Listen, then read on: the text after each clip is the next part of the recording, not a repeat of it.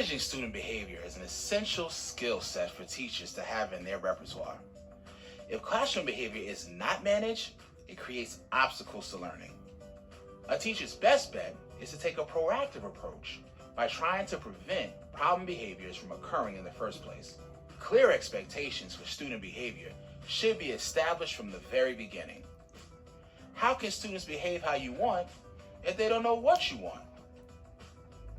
Student input about class behavior expectations lead to a sense of ownership and responsibility among the class.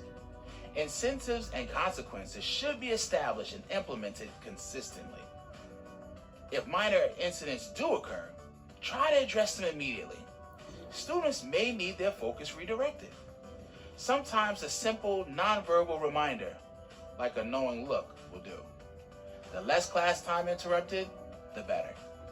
Once expectations have been set, both reinforcement and punishment can be used to shape behavior. Reinforcement encourages a behavior to happen again, and punishment discourages a behavior. Both can be used continuously or intermittently. Continuously is every time the behavior occurs. Intermittently is at a random or fixed time. Let's dig deeper and discuss positive and negative reinforcement and punishment. Remember, reinforcement will help the behavior to happen more. Positive reinforcement is presenting a stimulus in reaction to a behavior to increase the likelihood of that behavior. Let's say a student answers a question and the teacher gives a compliment. The teacher gives the compliment to increase the likelihood that the student will participate in class in the future. Negative reinforcement is removing a stimulus in reaction to a behavior to increase the likelihood of a behavior. Imagine that a teacher allows students to talk to each other if they all earn A's on a quiz.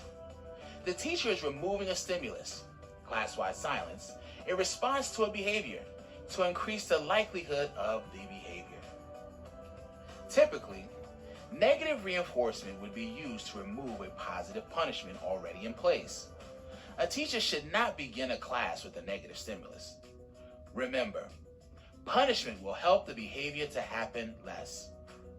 Positive punishment is presenting a stimulus in reaction to a behavior to decrease the likelihood of the behavior.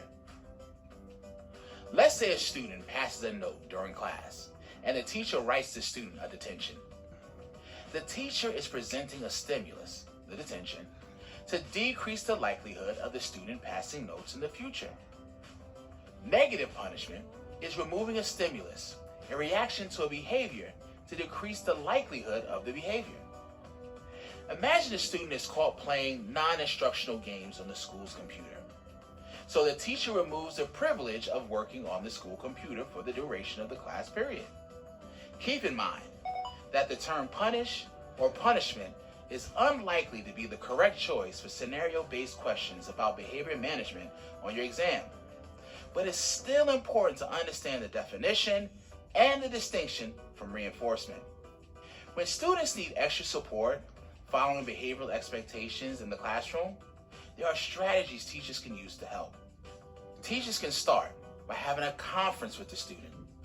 The goal should be to identify the root of the issue and make a plan toward finding a solution. Behavior contracts can be an effective way to help students improve their behavior. A behavior contract is an agreement between the student and teacher about the behavioral goal and steps towards reaching it. It is common for parents to be involved in supporting the behavioral goals, especially for continuous challenges.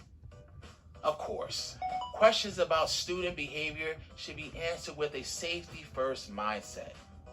If the behavior is dangerous, a conference or contract would not be a reasonable solution. All students must be protected.